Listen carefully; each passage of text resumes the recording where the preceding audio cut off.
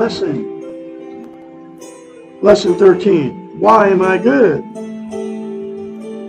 This is essentially a philosophical question, which is only asked in therapy after the client begins questioning the doing model. And every lesson in this book talks about us, how we've been taught and trained not to have self-esteem. And here is another example of that.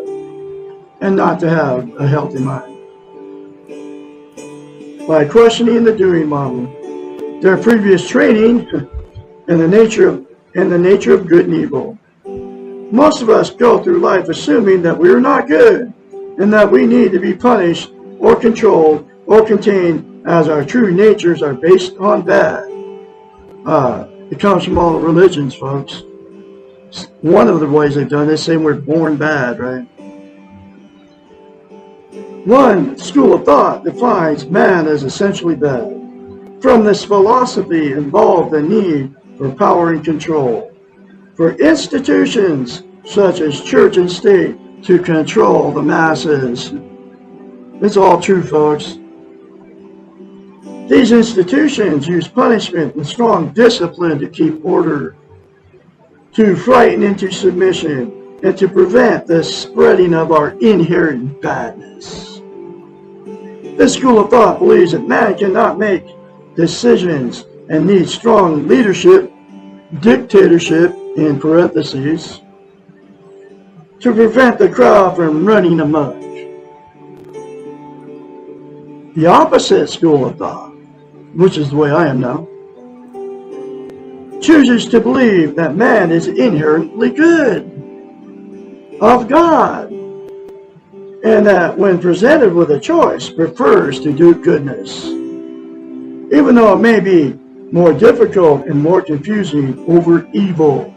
The paradox of this choice is that while choosing goodness is not the easy choice, it does result in an easier life. This has all happened to me. I've done all this stuff. Often the good choice may not feel right, while the easier choice may feel initially better, but may result in a form of evil. A perfect example of this paradox is the concept of caretaking. Our doing model defines all caretaking behaviors as good. However, a large number of caretaking behaviors are not good.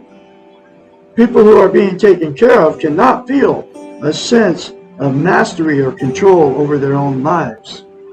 Therefore, the choice of goodness and the control over this choice belongs to the caretaker rather than the person who is being taken care of, which is the opposite of the intention.